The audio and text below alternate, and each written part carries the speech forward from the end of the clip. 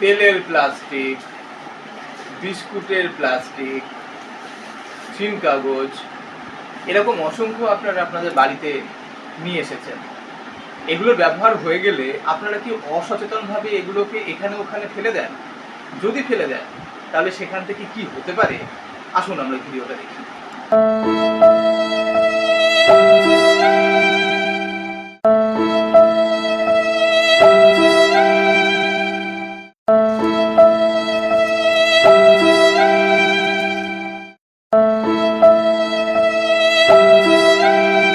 কি যে ক্ষতি হচ্ছে আপনি জানতেও পারছেন না।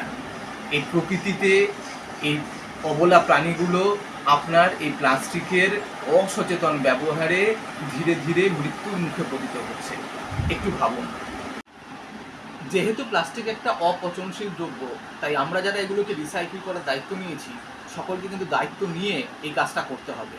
আর একটা ভিডিও আপনাদের দেখাই, যেখানে আমরা এগুলো দিয়ে আমাদের ঘরে কিছু কাজ করতে পারি, কিছু সৃজনশীল কাজ। আসুন দেখে নিয়ে ভিডিওটা।